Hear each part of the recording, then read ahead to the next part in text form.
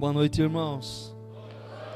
A graça e a paz do nosso Senhor Jesus esteja sempre com os irmãos, que isso seja algo vivo, real e verdadeiro na vida dos irmãos.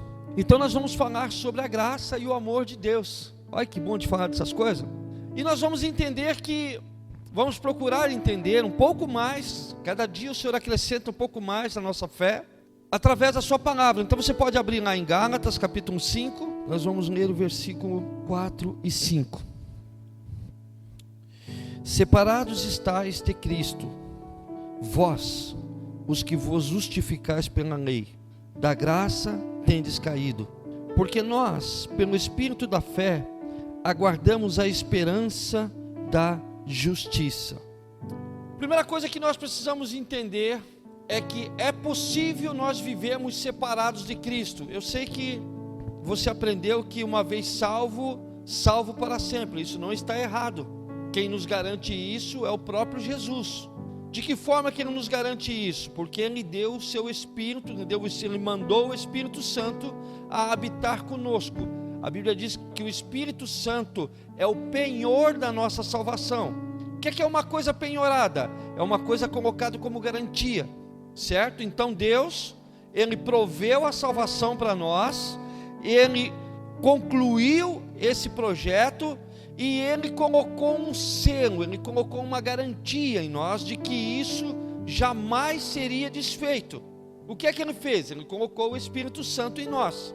O Espírito Santo é o penhor da nossa salvação, ponto. Mas o que é ser separado de Cristo? É possível nós sermos salvos, mas viver separado dele? Sim, é possível.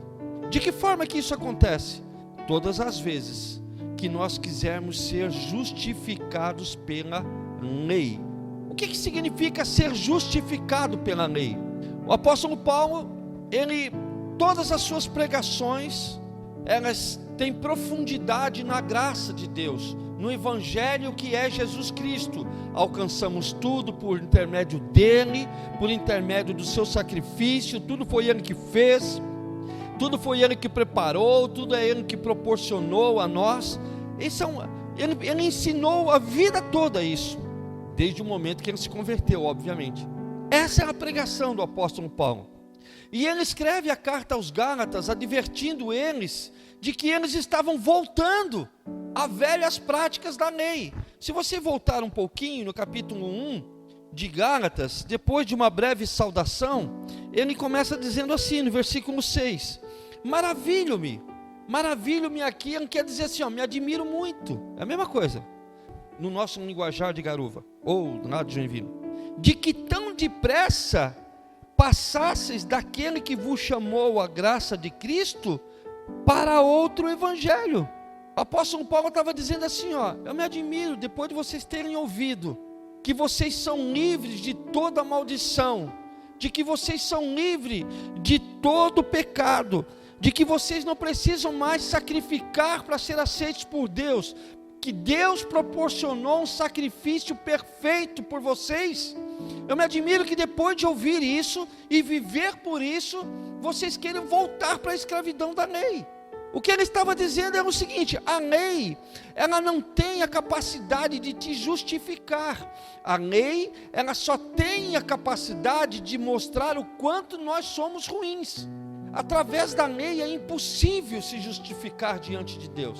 Mas o que é exatamente se justificar pela lei nos dias de hoje? Como é que eu me justifico pela lei nos dias de hoje, sendo que a lei é só para os judeus, é só para eles? Deixa eu te explicar algo, para você entender. Na lei, a pessoa, quando ela cometia pecados, e olha que as pessoas cometem pecado, não é mesmo? Elas, para serem apagados os seus pecados, eles preparavam uma oferta, geralmente era um animal, e esse animal, ele tinha que ser criado pela pessoa, esse animal não poderia ter defeito nenhum, ele teria que ser um animal com toda a perfeição. Então a pessoa preparava aquele animal, e era também de acordo com as suas posses, era de acordo com o pecado, para cada pecado tinha um animal. mas também de acordo com o poder aquisitivo da pessoa, ele poderia ofertar esse, ou sacrificar esse ou aquele animal. Mas o que significa? Tinha que custar alguma coisa para a pessoa tinha que preparar a oferta. Então, o cidadão pecava o ano todo, e durante aquele ano todo ele preparava uma oferta, e lá no dia apropriado, ele pegava aquela oferta, ele chegava diante do sacerdote, e apresentava a oferta ao sacerdote, e o sacerdote olhava a oferta, olhava se a oferta tinha algum defeito, se a oferta era condizente com aquilo que ele estava anunciando. Então, se a oferta fosse perfeita, o sacerdote então sacrificava aquele animal, e a pessoa saía dali, ufa, limpa, consegui, mais um ano ficou para trás, vamos para o outro, ano que vem nós vem de novo. Se o sacerdote olhasse a oferta e não aceitasse, visse algum defeito na oferta, a oferta daquela pessoa era rejeitada, e a pessoa tinha que ir para casa com todo o peso da culpa, e ele tinha que viver mais um tempo e preparar uma oferta para que ela fosse aceita pelo sacerdote, para ser pago os seus pecados. Isso era no tempo da lei. O que significa isso? Que para que os pecados dele fossem perdoados, ele precisava apresentar alguma coisa, ele precisava fazer alguma coisa, ele precisava trabalhar em alguma coisa. Isso é viver pela lei nos dias de hoje, é você querer se apresentar e se justificar diante de Deus por aquilo que você pode fazer. Quando é que eu me justifico pela lei? Quando eu quero ser aceito por Deus por aquilo que eu faço, pelas minhas obras, pela minha bondade, pela minha santidade, pelo meu bom caráter, pelo meu sei lá o que você pensa aí, pela sua entrega, pelo tanto que você ora, pelo tanto que você jejua, pelo tanto que você oferta. E veja que eu não estou dizendo que essas coisas não são importantes. Você deve fazer essas coisas, você deve orar, você deve jejuar, você deve ofertar. Mas não é isso que nos justifica diante de Deus. Quando nós tentamos nos justificar desta forma, pelos nossos próprios méritos, e não reconhecemos que é a mão de Deus que nos justifica, nós decaímos da graça. E o que é que significa a graça? Essa palavra tão falada nos dias de hoje. A definição de graça é favor imerecido. Então o que é que significa isso? Que a graça, ou melhor, que o favor de Deus é para quem não merece. Se você acha que merece, você está fora do favor de Deus. Se você acha que é merecedor de alguma coisa, você está separado de Cristo. Você não desfruta do favor de Deus. E por aí tu vê que passa a entender que dentro das igrejas vive um número enorme de pessoas que não conseguem desfrutar do favor de Deus. E por que motivo elas não conseguem? Porque elas estão separadas do favor de Deus. Porque elas acham que elas podem desfrutar, que as bênçãos de Deus estão disponíveis a elas por aquilo que elas fazem, pelo tanto de sacrifício que elas fizeram, pelo tanto de igreja que elas têm. E como isso é impossível de ser alcançado dessa forma, como é impossível de ser alcançado essas coisas dessa forma, as igrejas estão cheias de pessoas frustradas, pessoas que se desviam dos caminhos de Deus, porque pessoa que vive assim, chega um tempo que ela avalia que não vale a pena. Não vale tanta pena. Não, eu nunca vou conseguir isso daí, eu não alcanço. Depois que eu vim para a igreja, era para melhorar a minha vida, parece que piorou. Você já não viu isso? Parece que piorou. Eu era até bem. Será que você era bem mesmo? Eu tinha uma vida boa, eu vim para a igreja, agora é só perseguição, é só perseguição. E eles ainda querem que a gente trabalhe, que a gente lidere céu, é loucura isso daí. Isso é fruto de quem vive pela lei. Quando você entende que você foi justificado por Cristo e que tudo que você faz ou pode fazer é por intermédio dele, você descansa. E aquilo que era cansativo antes, agora se torna leve. Jesus disse que o seu fardo é leve e suave. Então por que as pessoas andam cabisbaixas, tristes nas igrejas? Por que as pessoas muitas vezes elas parecem que estão carregando um caminhão de peso nas costas? Porque elas querem levar na força do seu braço, elas não descansam. Elas não confiam verdadeiramente que Deus está cuidando da sua casa. Elas não confiam verdadeiramente que Deus está cuidando da sua vida. Ela precisa fazer alguma coisa. Não é possível ser tão fácil assim. Não é possível. Esse evangelho que agora estão pregando nessa tal de morada ali em Garuva. Por isso que está cheia essa igreja de gente ali. Porque agora tudo pode. Esses pastores agora ficam falando essas coisas aí que tudo pode fazer, que não é proibido fazer mais nada, agora tudo pode, tudo vale. Mas pode mesmo. Você pode fazer o que você quiser. Você pode ir aonde você quiser. Você pode andar com quem você quiser. Realmente, não está nada errado. Agora só tem prazer no pecado aquele que ainda não entendeu o amor de Deus. Só tem prazer no pecado aquele que quer viver pela lei. Ele acha que de uma hora para outra ele pode abandonar o vício. A hora que eu quiser eu abandono. Ele acha que de uma hora para outra ele pode abandonar o adultério. Uma hora que eu quiser abandonar essa desgraçada, eu abandono. A hora que ele acha que a hora que ele quiser parar de mentir, ele pode parar de mentir. Pela força dele. É impossível ser dessa forma. Você até consegue por um determinado tempo, mas quem não entende o quanto foi amado por Deus, quem não entende o quanto a graça de Deus o alcançou, inevitavelmente uma hora ele vai cair, e a hora que ele cai ele desvia, porque aí ele diz assim: não consegui, não adianta eu tentar, eu me esforço, mas eu não consigo me livrar disso. Mas é claro, ele tenta se livrar pela sua própria força, ele não consegue mesmo, ele não consegue se livrar disso. Quando você entende o quanto você foi amado por Deus, da onde que Deus te tirou, quando você entende isso, o pecado não faz mais sentido na tua vida. O pecado não faz mais sentido na tua vida. E se eventualmente você fez alguma coisa que não condiz mais com a tua nova natureza, que é a natureza de Cristo, você trata logo de sair daquilo, porque tu sabe que aquilo ali não é mais a tua posição. A tua posição agora é a posição de Cristo. E qual é a posição de Cristo? A Bíblia diz em Efésios que nós estamos sentados nas regiões celestiais com Cristo. Não é que nós estaremos em Cristo, nós já estamos sentados nas regiões celestiais com Ele. Você tem fé para crer nisso, não é mesmo? É isso.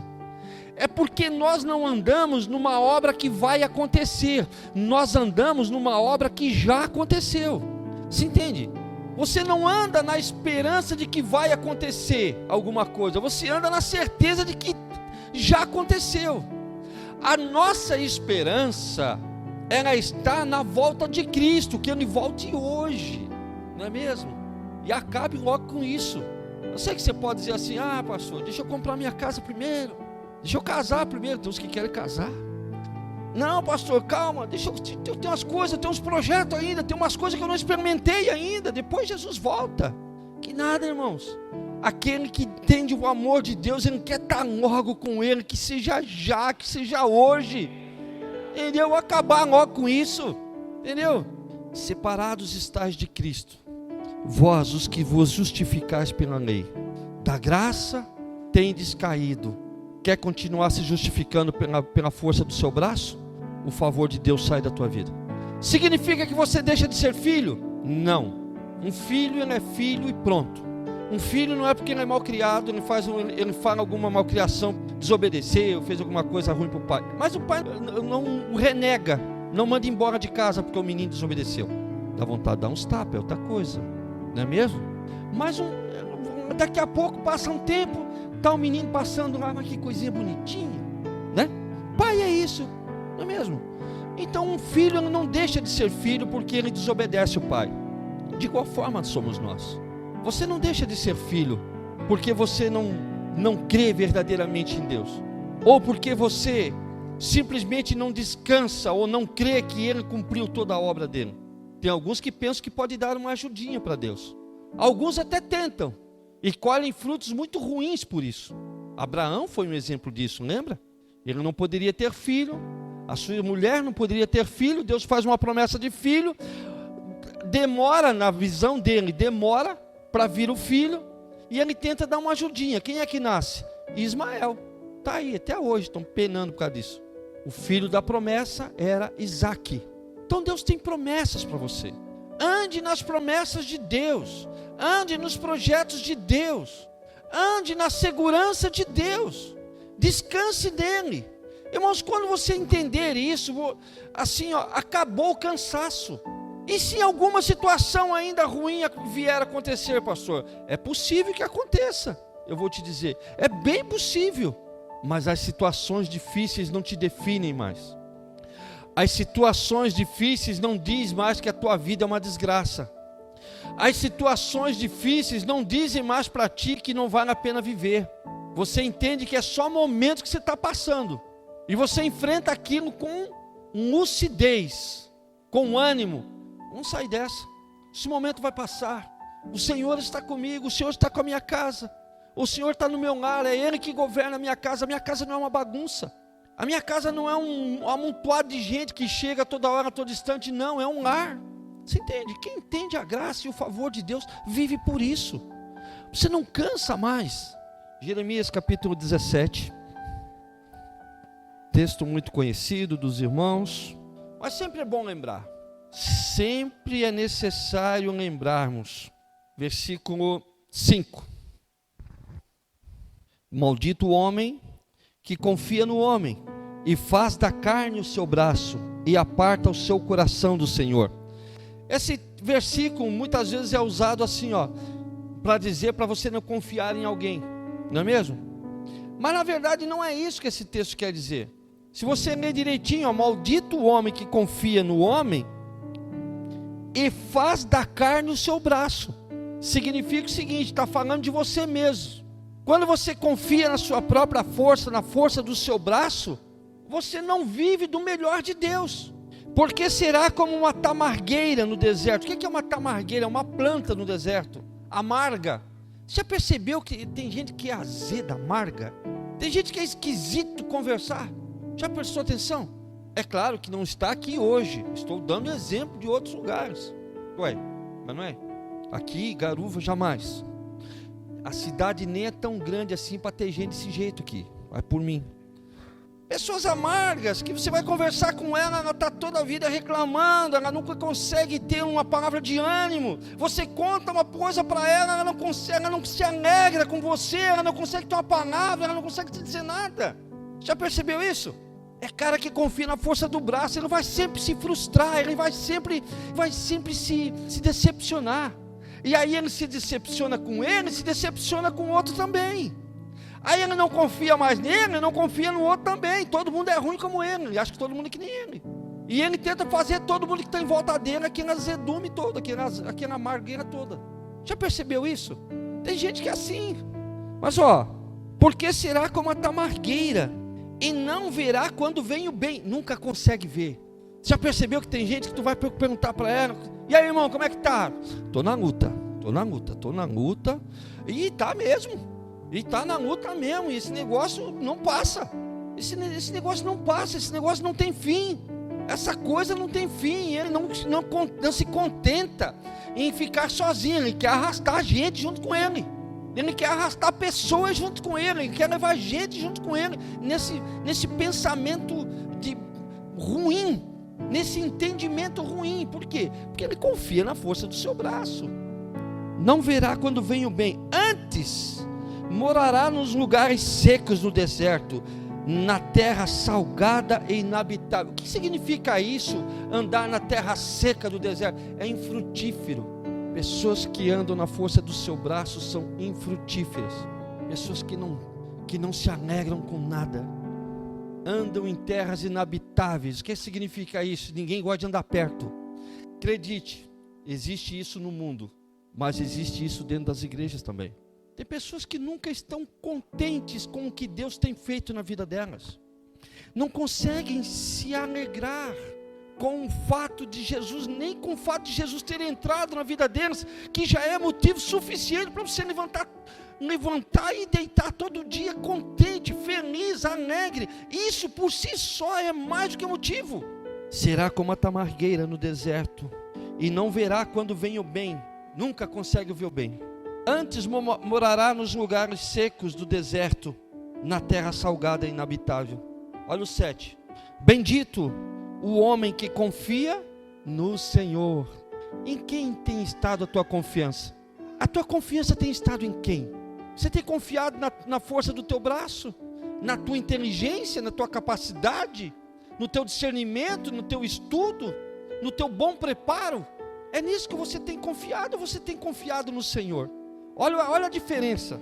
Bendito o homem que confia no Senhor, e cuja confiança é o Senhor, porque será como a árvore plantada junto às águas, que estende as suas raízes para o ribeiro, e não receia quando vem o calor, mas a sua folha fica verde, e no ano da sequidão não se preocupa, nem deixará de dar fruto. Você entendeu? Cidadão que confia em Deus, e outro, irmão, você tem Jesus Cristo, você tem confiado em Cristo, então você é como uma árvore plantada junto a ribeiro, a tua folha não seca, tu faz sombra para as pessoas vão querer te ouvir, as pessoas querem ouvir o que você tem para falar, as pessoas têm prazer em andar contigo, é sério, você precisa fazer uma análise aí. E no ano da sequidão, não se preocupa, está difícil? Fica tranquilo, vai dar tudo certo. No ano da sequidão, não se preocupa e nem deixa de dar frutos. Você sabe por que a maioria das pessoas dentro das igrejas, pessoas que conhecem a Jesus, as igrejas estão cheias de gente, mas são poucos que realmente se envolvem? Porque elas querem andar na força do braço. Quem anda na confiança de Deus frutifica. Você sabe por que Garuva está crescendo? Deixa eu dar uma notícia para você. Você acha que todos os lugares é como aqui, né? Garuva é um fenômeno de crescimento, é sério, você tem que estar preparado. Vai ser uma das maiores, se não a maior igreja do estado. Isso, só não vai ser maior que Joinville, só porque lá tem mais gente, então é natural que seja maior. Você entende? Mas presta atenção, é muita gente, mas não é normal o que está acontecendo aqui. É verdade. Você sabe por quê? Porque aqui prega-se a graça de Deus, o favor de Deus, a confiança em Cristo.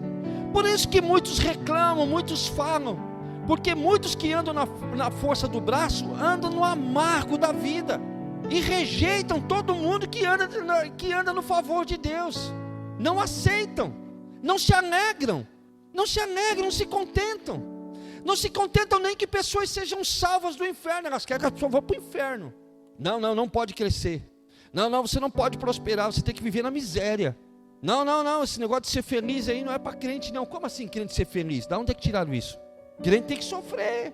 Pastor tem que andar com um carro velho, caindo nos pedaços, empurrando pela rua, catando pessoa na rua para empurrar. Senão não é crente, não é de Deus. Esses irmãos aí que querem ganhar dinheiro, não, isso daí é pecado. Você tem que viver na miséria, que aí sim você é espiritual, aí sim você é fervoroso, não é mesmo? De onde que tiraram isso? Tem que viver cabisbaixo, triste, de cabeça baixa, tem que andar pela rua, toda a vida tristonho, com semblante caído. Você acha que esse é o projeto de Deus para os seus filhos? Qual pai gosta de ver um filho desse?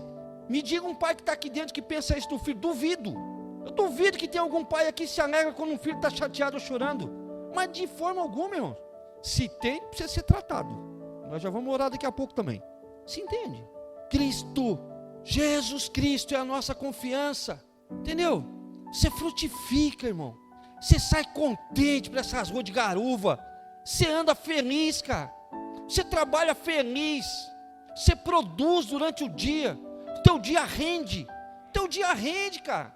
Entendeu? Você faz mais do que outros, não é porque você é capaz, é porque você trabalha contente. Você trabalha contente por quê? Porque você não tem problema? Não, você tem problema.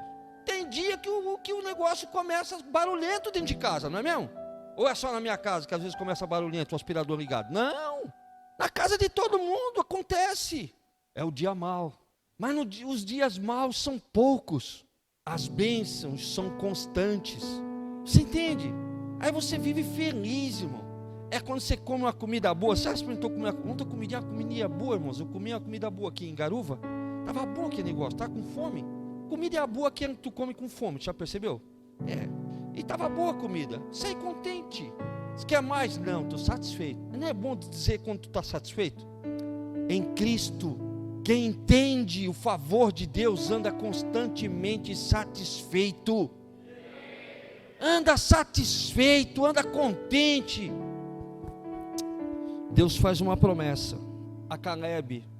Você conhece a história, você conhece o texto, que quando o povo estava para entrar na terra prometida, Deus manda Moisés separar 12 homens e ir espiar a terra. Eles vão, espiam a terra e voltam com um relatório. Quando eles voltam no relatório, com o relatório da terra, eles falam: a terra é boa, a terra é frutífera, a terra realmente produz muito, a terra realmente é muito frutífera, tem cidades, só tem um detalhe: as cidades são fortalecidas, tem pessoas muito grandes que vai ser difícil de vencer, é impossível vencer aquelas pessoas. E Caleb então se levanta e ele diz assim: não é assim, a terra é boa, a terra é frutífera, Deus está conosco. Se Deus está conosco, Ele vai fazer com que a gente vença, com que a gente se livre.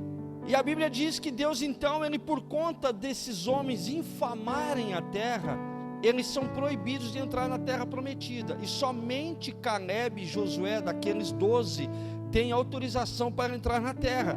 Por conta daquilo, eles caminham 40 anos no deserto e eles chegam na época de tomar posse. No capítulo 32 de Números, no versículo 10, a ira do Senhor se acendeu naquele mesmo dia e jurou, dizendo: que os homens que subiram do Egito de 20 anos para cima não verão a terra que jurei a Abraão, a Isaque e a Jacó, porquanto não perseveraram em seguir-me, exceto Caleb, filho de Jefoné, o quenezeu, e Josué, filho de Num, porquanto perseveraram em seguir ao Senhor. Sabe o que é que impediu toda uma nação de desfrutar das bênçãos de Deus? Eles infamarem o favor de Deus na vida deles. Eles falaram mal das promessas de Deus, porque Deus disse que era uma terra que emana leite e mel. Eles habitariam em cidades que eles não edificaram, eles colheriam em plantações que eles não plantaram. Essa foi a promessa de Deus. E quando eles chegam até a terra, eles falam mal da terra. Eles não creem nas promessas de Deus. O que nos impede de desfrutar do favor de Deus é não crer em suas promessas. Eles não deixaram de ser filhos, ainda era a nação escolhida de Deus, eles só não desfrutaram das promessas. Só quem creu é que desfrutou, não mudou. Só quem crê é que desfruta. Sempre foi assim. Deus tem prazer em nos abençoar. Deus quer muito te abençoar. Deus quer que você tenha uma vida plena, de fartura, de abundância. Agora isso só é possível porque Jesus Cristo, o nosso sacrifício perfeito, Ele conquistou isso na cruz. E Deus te fez promessas de paz, de alegria, de prosperidade para ti, para tua casa. Jesus não morreu para trazer doença, Ele veio para nos livrar da doença. Não creia num Deus que traz desgraça. Jesus, todas as vezes que Ele se apresentava, todas as vezes que Ele chegava num lugar, o cumprimento dele era: a paz seja convosco. Jesus veio trazer paz, Ele não veio trazer discórdia. Jesus veio trazer paz para a tua vida e não discórdia. Jesus veio trazer saúde para a tua vida e não doença. Você consegue entender isso, irmãos? Só desfruta do favor de Deus quem crer e quem anda na confiança do Senhor. Será como árvore plantada junto a ribeiros, suas raízes se estendem, suas folhas são sempre verdes, e no tempo da sequidão não deixa de dar frutos. Eu creio, eu vivo por isso, vivo por essa fé, não consigo viver de outra forma, e por onde ando é o que Deus manda eu falar. Não consigo pregar outra coisa que não seja isso, não consigo falar de outra coisa que não seja do amor de Deus. E para encerrarmos, abre lá em 1 João. E o pecado, pastor? O pecado não impede a bênção de Deus na nossa vida? Deixa eu te falar uma coisa. Todos aqueles que se aproximaram de Jesus e reconheciam os seus pecados foram abençoados por Ele. Jesus nunca mandou alguém embora porque ele havia pecado. Jesus resistiu aos religiosos, aqueles que achavam que eram merecedores. Você sabe qual é a maior dificuldade nossa? É não reconhecer da onde Deus nos tirou. A maioria de nós acha que nem era tão ruim assim. Eu nem tinha tanta coisa para arrumar, eu nem tinha tanta coisa para consertar. Sempre fui um homem certo, uma pessoa correta, honesta, trabalhadora. 1 João, capítulo 4, versículo 17. Nisto é perfeito o amor para conosco. Para quê? Para que no dia do juízo tenhamos confiança. Olha a palavra de novo. O que é confiança? Confiança é você estar seguro. Eu não tenho medo. Sabe qual é o grande projeto do diabo na tua vida? É fazer você ter medo de Deus. É você achar que Deus é uma pessoa tão ruim, é um homem que nem você, que é vingativo, que é maldoso, que está louco para te pegar. Nisto é perfeito o amor de Deus para conosco, o amor para conosco, para que no dia do juízo tenhamos confiança. Por quê? Porque qual Ele é, nós somos também neste mundo. Deixa eu te falar uma coisa, quando você andar aqui, por essa cidade, é como se Cristo andasse. Não faça como aquele povo, não ande por aqui infamando Garuva. Ah, essa cidade, ah, esses prefeitos, esses governadores, sei lá quem mais, essa buraqueira nessa cidade. Eu sei que tem, lá na minha também tem, fique tranquilo, mas é a terra que Deus te deu para você habitar com a sua família. É um lugar onde Deus te deu um lar, é um lugar que Deus te deu para você criar a sua família, para você tirar o seu sustento. Não fique infamando a terra, não fique infamando o teu lar, não fique infamando a tua família. Não faça isso. A minha casa é uma bênção, o meu lar é uma bênção, os meus filhos são uma bênção, o meu trabalho é uma bênção de Deus, os meus vizinhos são uma bênção. Vai apertando, hein? A gente vai sendo apertado, não vai? É, eu sei disso, mas isso é só quem entende a graça. Não importa onde você está, ali é terra frutífera. Sabe o que é que Deus disse para Abraão? Abençoarei os que te abençoarem, amaldiçoarei os que te amaldiçoarem. O que é que significa isso? A bênção está contigo, não importa onde tu estiver. A bênção está contigo, tudo que você fizer prospera. Deixa eu te falar, eu aprendi isso. Sabe o que é que eu falo para os pastores? Sabe o que é que eu falo para aqueles que têm um sonho de ser pastores e querem ser levantados no ministério? Te encoraja. Mas não tem ninguém lá. Tu é que pensa. Deus já separou um povo para ti lá. Tu é que pensa. A bênção está contigo. Tu é terra frutífera. Você entende? É assim, querido. Porque qual Ele é, nós somos também neste mundo. No amor não há temor, ou não há medo, talvez aí na tua Bíblia esteja escrito. Antes, o perfeito amor lança fora todo temor. Porque o temor tem consigo a pena. O que significa isso? O medo traz a condenação. O medo é fruto da condenação. Você se sente condenado, você tem medo. Mas como você tem medo de quem? No final das contas você tem medo de Deus. Deus não me ama, Deus está me castigando, Deus está me punindo por alguma coisa que eu fiz na minha vida. E o que teme não é perfeito em amor. Nós o amamos porque Ele nos amou primeiro. Não tem a ver com quanto que tu ama a Deus, não confie nisso. Tem a ver com quanto que Ele te amou, querido. Confie nisso. Confie no amor dele por ti. Sabe quando você se apresenta diante de Deus? Deus olha para ti e vê o sangue de Jesus te cobrindo. Ele não consegue mais ver a tua multidão de pecados, porque essa multidão de pecados foi apagada. Ela não existe mais.